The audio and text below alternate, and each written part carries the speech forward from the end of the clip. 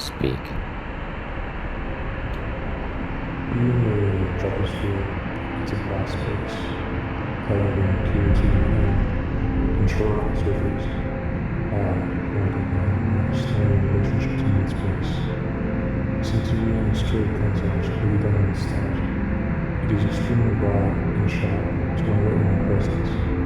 Try to decentralize focus and shift towards a safe vantage point, or try to proceed to slightly different line.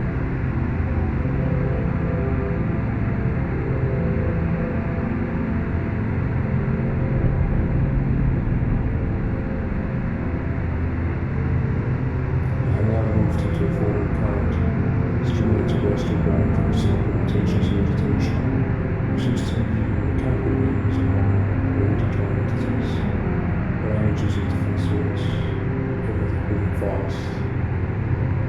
Should you know it, the color changes as the star faces the surface side of glass. Entering the underground, or some form of it seems to be constructed by artificial light here. It's back open in the hemisphere.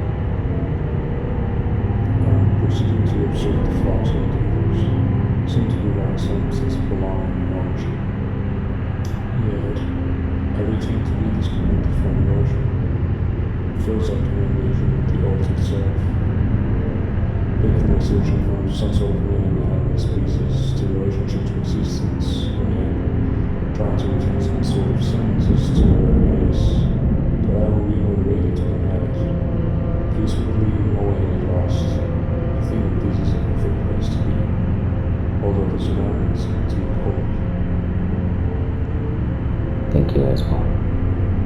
We're entering the stage of the vision. We will now engage Project Fusion. We'd like to engage the quantum mechanics of the self to investigate through the right hemisphere. Project Isolated, living from below and deploying entity, not arousing standby. Roger that. We're now loading the branching room. Prepare for fusion. S2, this is Cerebro. Do you copy? Affirmative, Cerebro. Survival is indeed successful. Stellar news, S2. Please proceed to continue the assignment of S1 from the right hemisphere. Document thoroughly and try to captivate any possible mental changes to the expedition. Roger that. This light, it's like plasma. It is truly remarkable. My environment remains vague, but I think I can make out the surroundings in which I currently reside in. It seems to be a place in which everything and nothing collide. They breathe harmoniously. It is perhaps the shift of plane, into which I am no longer afraid of coexisting, and gravitational law. I rather roam freely.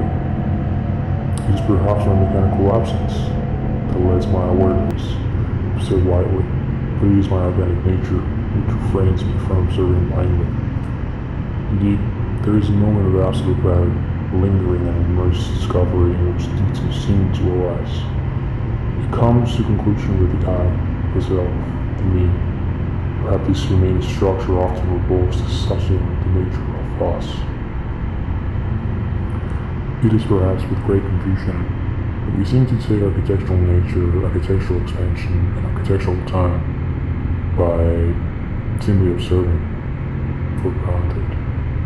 The subspace surrounding the chimeras of each special partly unit, the quantum particles that inhabit the formations of each and every frame that exists in this complex retinal encapturing of life, shooting a custom film and writing a forever unknown plot, by simply wondering my current relation to the feelings, the happening, where, to the now, and then to become. It is a truly remarkable mental state to be. We are now returning to the middlemost chimera. We will return you and S1 to the shareholder. S, please give a thorough philosophical assessment. To take us all, and to enhance and embrace its presence as a luminary sight, a gamma reminder, an illuminating palette, to explore the one as many possible spaces and my purposeful response to its blindside calling. Do I inhabit it, or does it inhabit me? To what retrospect do I owe the ability to know where I stand in this groundless form? A floating reputation of marvel, one of a kind. Locality is perhaps the richest place to be, for to see beyond it with the hopes to find something better is fondly unappreciative. To call each thing by its right name and to understand the nourishment of a life is simply and properly home.